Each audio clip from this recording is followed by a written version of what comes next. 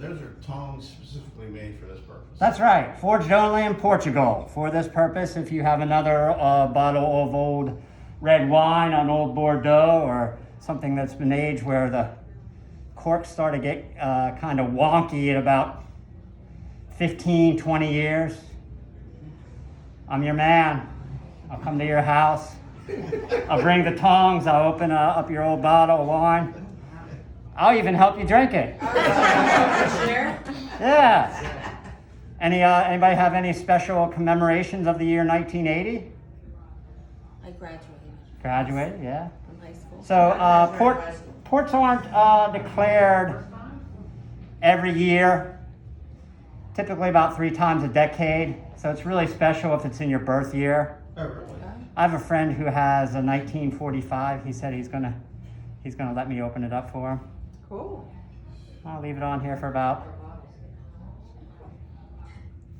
15 more seconds, and then I'll plunge it into the ice so I don't burn the end down. Chris still has his business.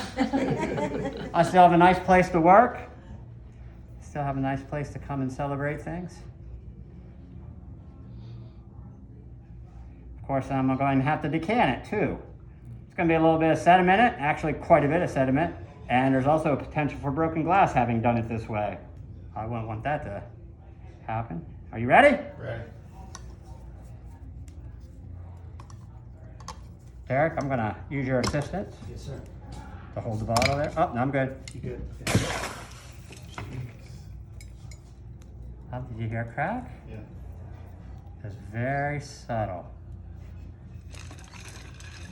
I'll give it a little bit more, make a mess.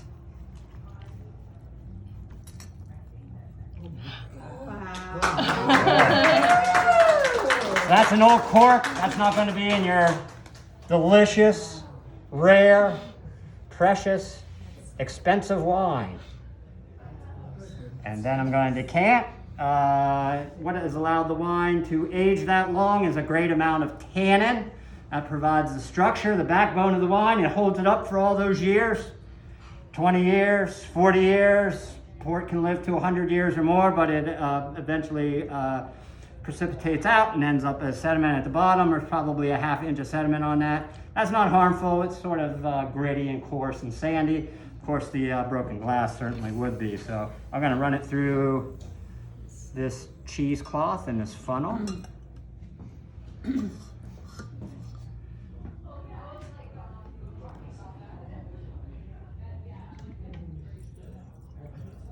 Oh, do you want the candle by the bottle? I do. I want to see the sediment. Uh-huh. Well, maybe not that close, but what I want to see is the sediment gather in the neck of the bottle.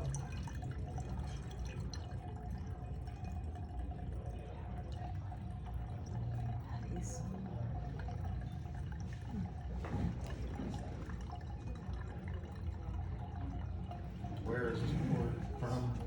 Portugal.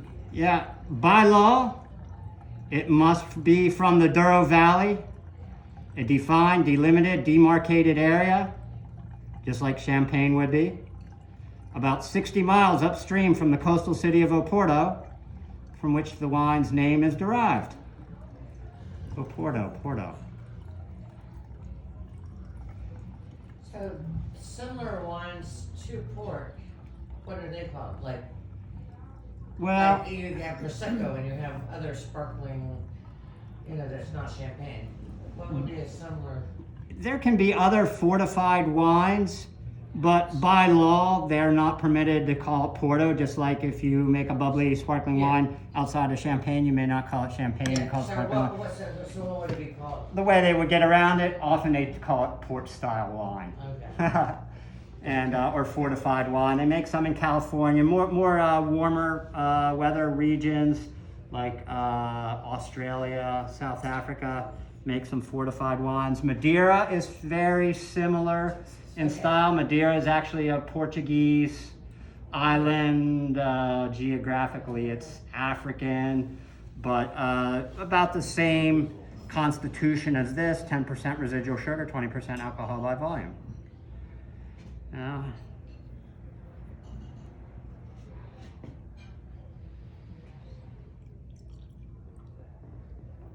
oh want to make sure it's safe for you to drink.